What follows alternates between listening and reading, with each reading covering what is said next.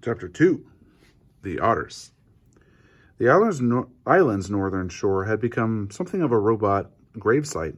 Scattered across the rocks were the broken bodies of 4 dead robots.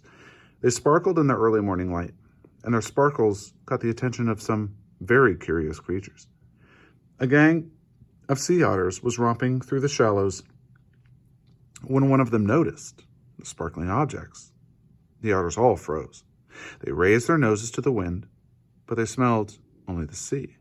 So they cautiously crept over the rocks to take a closer look. The gang slowly approached a rabbit torso. The biggest otter stuck out his paw, swatted the heavy thing, and quickly jumped back. But nothing happened. So they wriggled over to a robot hand. Another brave otter stuck out her paw and flipped the hand over. It made a lovely clinking sound on the rocks, and the otters squeaked with delight. They spread out and played with robot arms and legs and feet. More hands were flipped. One of the otters discovered a robot head in a tide pool, and we all dove in and took turns rolling it along the bottom.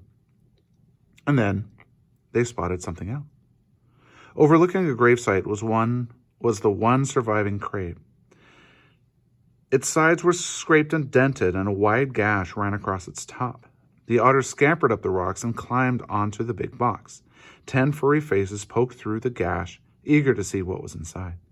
What they saw was another brand new robot. But this robot was different from the others. It was still in one piece, and it was surrounded by spongy packing foam. The otters reached through the gash and tore at the foam. It was so soft and squishy.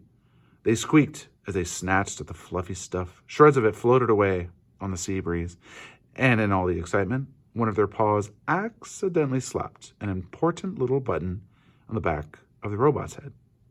Click. It took a while for the otters to realize that something was happening inside the crate, but a moment later, they heard it, a low, whirring sound. Everyone stopped and stared, and then the robot opened her eyes. Chapter 3. The Robot. The robot's computer brain booted up. Her programs began coming online, and then, still packed in her crate, she automatically started to speak. Hello, I am Rozum Unit 7134, but you may call me Roz. While my robotic systems are activating, I will tell you about myself. Once fully activated, I will be able to move and communicate and learn. Simply give me a task and I will complete it. Over time, I will find better ways of completing my tasks. I will become a better robot. When I am not needed, I will stay out of the way and keep myself in good working order. Thank you for your time. I am now fully activated. Chapter 4. The Robot Hatches. As you might know, robots don't really feel emotions, not the way animals do, and yet as she sat in her crumpled crate, Roz felt something like curiosity. She was curious about the warm ball of light shining down from above. So her computer brain went to work, and she identified the light. It was the sun. The robot felt her body absorbing the sun's energy. With each passing minute, she felt more awake. When her battery was good and full, Roz looked around and realized she was packed inside a crate. She tried to move her arms, but they were restrained by cords, so she applied more force. The motors in her arms hummed a little louder, and the cords snapped. Then she lifted her hands and pulled apart the crate. Like a hatchling breaking from a shell, Roz climbed out into the world. Chapter 5. The Robot Gravesite. The otters were now hiding behind a rock, their round heads nervously poking up as they watched a sparkling monster emerge from the crate. The monster slowly turned her head as she scanned the coastline. Her head turned and turned all the way around, and it didn't stop turning until she was looking right at the otters.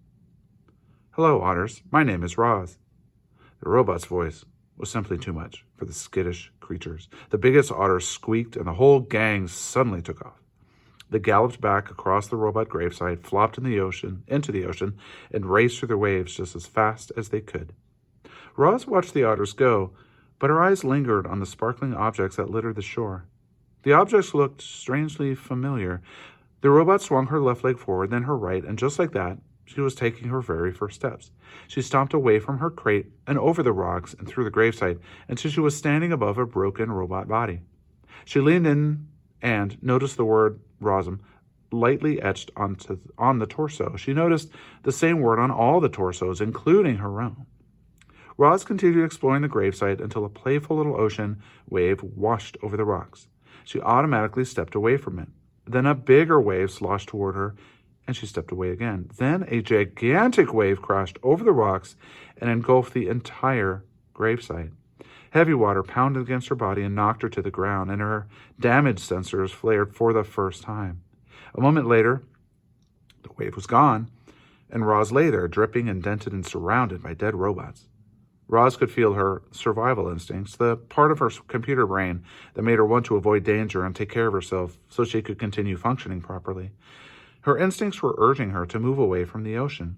She carefully got to her feet and saw that, high above the shore, the land was bursting with trees and grasses and flowers. It looked lush and safe up there. It looked like a much better place for a robot. She had just one problem. To get up there, she would have to climb the sea cliffs.